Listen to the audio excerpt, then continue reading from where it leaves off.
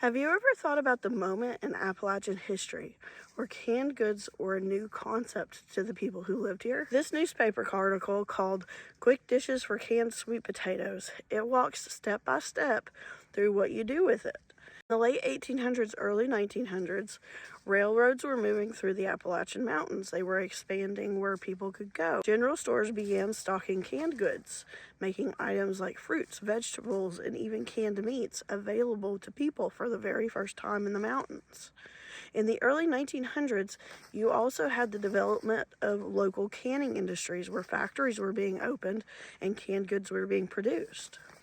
So this article on sweet potatoes, it's really interesting because it's teaching people how useful canned food is and how to use it. It tells you a lot about the moment that this article was printed. Canned goods were still new to a lot of Appalachian homes, especially in the more rural areas where they were used to fresh food.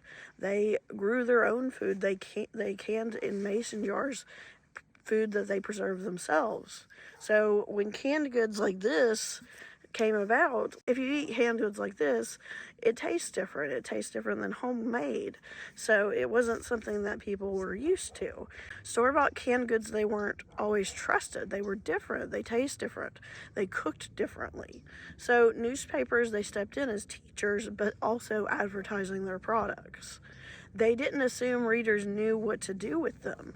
They explained how canned sweet potatoes were already peeled, already cooked, and they were ready to use. They reassured readers that this was modern, it was convenient, it was respectable. And that part's really important because knowing how to cook well was very important. It reflected womanhood in a way because women who could cook good, they were really respected. They were seen as good potential mates. These articles helped bridge the gap between the old ways of cooking and the new ways of cooking, which were focused on industrial food systems.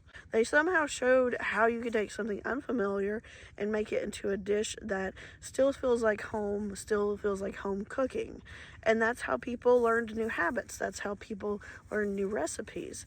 If you go through these old newspapers, you don't see a lot of recipes in the really old ones, like in the 1800s and before. But once you hit the 1900s, you start seeing more and more and more recipes in the newspapers. That's how food and our food systems changed. One recipe at a time, one newspaper at a time. And big changes, they don't happen all at once. You can't just invent canned foods and have everybody adopt them. It happened slow and it happened over time.